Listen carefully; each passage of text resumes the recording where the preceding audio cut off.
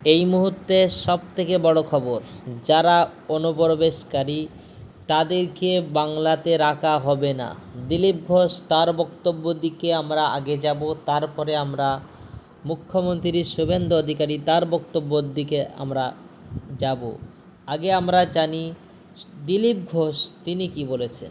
দিলীপ ঘোষ তিনি বলেছেন, যদি পাকিস্তান তারা যদি মুসলিম দেশ হয়ে আরেকটি মুসলিম দেশ আফগানিস্তান, পাকিস্তান থেকে 100 লক্ষের বেশি আফগানিস্তানি তাদেরকে তাদের দেশে ফিরিয়ে দিতে পারে, তাহলে যারা আমাদের বাংলাতে রয়েছেন তাদেরকে আমরা কেন ফিরিয়ে দিব না?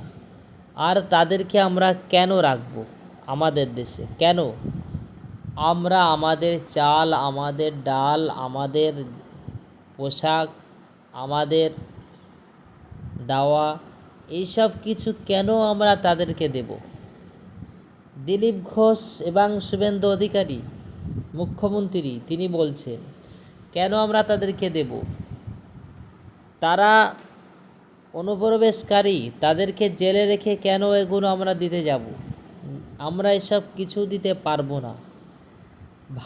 ভালোই যদি নিজের দেশে ফিরে না যান, তাহলে আমাদের সরকার আইনি ব্যবস্থা যখন নেবে, তখন আপনারা কিন্তু কেউ রেহাই পাবে না। যুগ যুগ ধরে পচতে হবে, খাওয়া দাওয়া কিছুই দেওয়া হবে না। দিলীপ ঘোষ তিনি কিন্তু জানিয়ে দিয়েছেন, শুভেন্দু অধিকারী তিনি জানিয়ে দিয়েছেন, কেন জেলের ভেতরে তাদেরকে রেখে আমরা খেতে দেব, কেন তাদেরকে আমরা জামা কাপড় দিব? কোনো দরকার নেই। যারা অন্য দেশ থেকে এসেছে তাদেরকে বিএসএফের হাতে তুলে দেওয়া হোক। বাংলাদেশ যদি আসে বাংলাদেশ থেকে, তাহলে বাংলাদেশের সরকারের সাথে যোগাযোগ করে তাদেরকে বাংলাদেশে পাঠিয়ে দেওয়ার ব্যবস্থা করা হোক। কোনো রকমভাবে যারা অন্য দেশ থেকে ভারতে এসে রয়েছেন তাদেরকে কোনোভাবেই ভারতে রাখা যাবে না।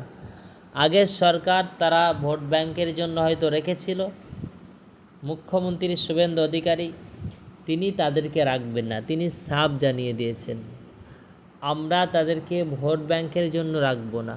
ভোট ব্যাংক আলাদা। যারা অনুপ্রবেশকারী, যারা অন্য দেশ থেকে আমাদের দেশে এসে তাদেরকে আমরা রাখব না। আমাদের সব কিছু আমাদের নিজেদের, আমরা কেন তাদেরকে দেব? ভারতীয় তাদের অধিকার তারা পাবে, কেন তাদের অধিকার থেকে যারা ভারতীয় নয় অন্য দেশ থেকে তারা ভারতে এসেছে তাদেরকে কেন দেবে? শুভেন্দু অধিকারী তিনি কিন্তু গুরুত্বপূর্ণ একটি কথা বলেছেন, আর এই কথাটাই কিন্তু গায়ে লেগেছেন কাদের? যারা অনুপ্রবেশকারী, যারা বাংলাদেশ থেকে ইন্ডিয়ায় এসেছে, যারা মায়ানমার থেকে ইন্ডিয়ায় এসেছে তাদেরকে। আপনারা দেখুন যেভাবে অনুপ্রবেশকারী, দেখুন গোবরডাঙ্গার দিকে চলে যান, সেখানে হাজার হাজার অনুপ্রবেশকারী। বসিরহাটের দিকে দেখতে পাবেন হাজার হাজার অনুপ্রবেশকারী। তাই শুভেন্দু অধিকারী তাদেরকে রাখবেন না, সাফ জানিয়ে দিলেন। দিলীপ ঘোষ তিনিও জানিয়ে দিলেন, যদি সইতায় আপনারা আপনাদের নিজেদের দেশে ফিরে না যান, তাহলে আইন যখন চালু হবে আপনাদেরকে একটা ঘরের ভেতরে রাখা হবে, সেখানে খাওয়া দাওয়া কিছু দেওয়া হবে না।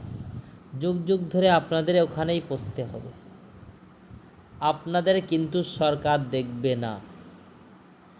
আপনারা সময় থাকতে আপনাদের নিজ নিজ দেশে আপনারা ফিরে যান। দিলীপ ঘোষ জানিয়ে দিয়েছেন, মুখ্যমন্ত্রী শুভেন্দু অধিকারী তিনিও জানিয়ে দিয়েছেন। আপনারা জানেন তৃণমূল সরকার থাকাকালীন এই কথাগুলো বলেননি, তাদেরকে বাংলা থেকে তাদের দেশে ফিরে যাওয়ার কথা বলেননি। তাদের কিছু চামচা রয়েছেন যারা কিনা তাদেরকে অবৈধভাবে আধার কার্ড করে দিয়েছেন, আই কার্ড বন্ধ করে দিয়েছেন, ব্যাঙ্ক অ্যাকাউন্ট বন্ধ খুলিয়ে দিয়েছেন। এই কথাগুলো কিন্তু বলছেন যারা বর্তমানে সরকারে রয়েছেন, কিন্তু এইগুলো অবৈধভাবে যারা করেছেন তাদেরকে কিন্তু ধরা হচ্ছে। একটা একটা করে কিন্তু সব খবর পাচ্ছেন। টিএমসির অনেক নেতাকে আপনারা দেখেছেন, লাখ লাখ টাকা তারা জড়ো করে রেখেছে, সেইগুলো ধরা পড়ছে। বাদুড়িয়াতে দেখেছেন,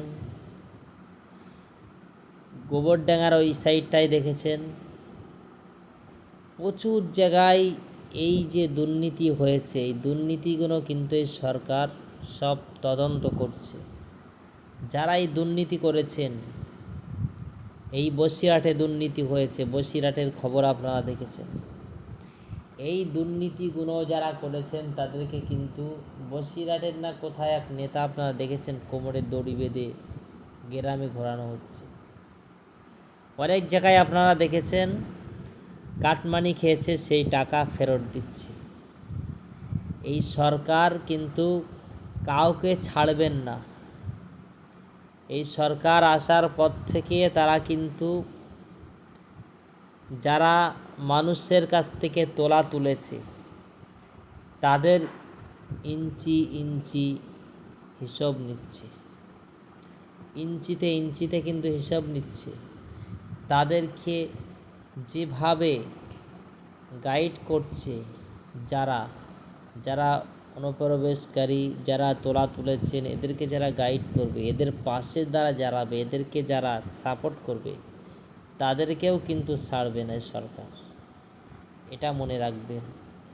মুখ্যমন্ত্রী শুভেন্দু অধিকারী তিনি যেভাবে এগিয়ে নিয়ে যাচ্ছেন, মানুষ কিন্তু এইভাবে যদি এগিয়ে নিয়ে যায়, তাদের কিন্তু অর্থনৈতিকভাবে মানুষ কিন্তু আর দুর্বল হবে না। কেন মানুষ অর্থনীতির কাছে দুর্বল হয়েছে? কেন? যে প্রচুর সংখ্যক টাকা আপনারা দেখেছেন, এই টাকাগুলো তারা দুর্নীতি করে জনগণের টাকা, গরিব মানুষের টাকা, এইগুলো তারা জড়ো করে রেখেছেন। গরিবকে দেওয়া হয়নি, টের ফলগুলোকেও গরিবকে দেওয়া হয়নি, আপনারা দেখেছেন। সেইগুলোকে কিন্তু একটা একটা করে ধরা হচ্ছে। অনেককে আপনারা দেখেছেন এই সরকারের জিনিসপত্র নিয়ে বিক্রি করেও খেয়েছেন, সেগুলোও কিন্তু ধরা পড়ছে। এই সরকার একটা একটা করে যারা দুর্নীতিবাজ তাদের কোমরে শেকল বেঁধে, দড়ি বেঁধে জেলের ভিতরে নিয়ে যাবে। তাই সাবধান। ক্ষমতায় যারাই রয়েছেন, এমএলএ, এমপি, প্রধান মেম্বার হয়েছেন, সাবধান। এই গরিবের কষ্ট যারাই দিয়েছেন কেউ ছাড় পাবেন না। গরিবের জন্য তেরফল পাঠানো হয়েছে, তাদেরকে দেওয়া হয়নি। গরিবের ঘরের টাকা বরাদ্দ করা হয়েছে, সেটা দেওয়া হয়নি।